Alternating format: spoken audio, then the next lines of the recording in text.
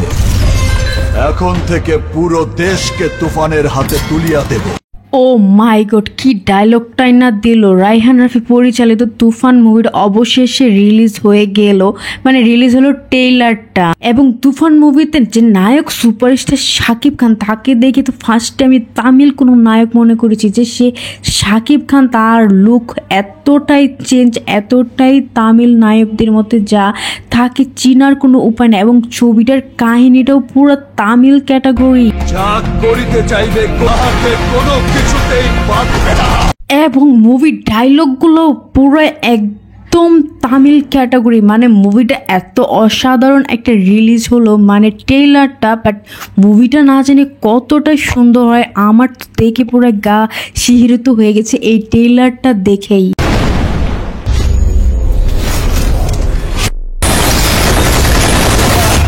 ও মাই god, Shakib খানের ফাইটিংয়ের ক্যাটাগরিগুলো এত পরিমাণে সুন্দর, এইরকম মুভি মনে হয় না বাংলাদেশে এর আগে হয়েছে। তো মুভিটা কিন্তু একটু না অনেকটাই ডিফারেন্স ক্যাটাগরি।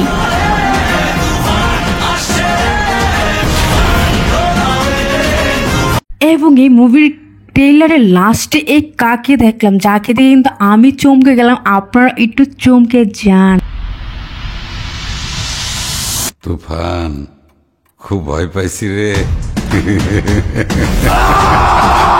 চঞ্চল চৌধুরীকে দেখে তো আমি পুরো অবাক হয়ে গেছি যে লাস্ট ফিনিশিংয়ে আসলে এই মুভিটার কাহিনীটা কি হবে আমরা বুঝতেছি না। যেহেতু চঞ্চল চৌধুরী আছেন, নিশ্চয়ই মুভিটার কাহিনীটাও ডিফারেন্স আরও বেশি হবে। তো আমরা অবশ্যই সবাই কুরবানিতে এই মুভিটা দেখবো।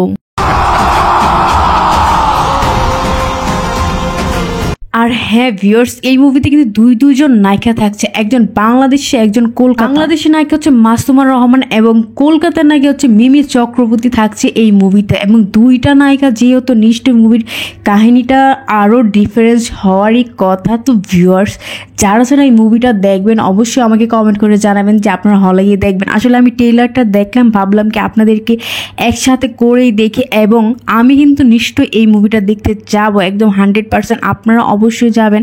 এবং আমার ভিডিওটা যদি আপনাদের ভালো লাগে অবশ্যই আমার পেজটাকে সাবস্ক্রাইব করে রাখবেন। ধন্যবাদ।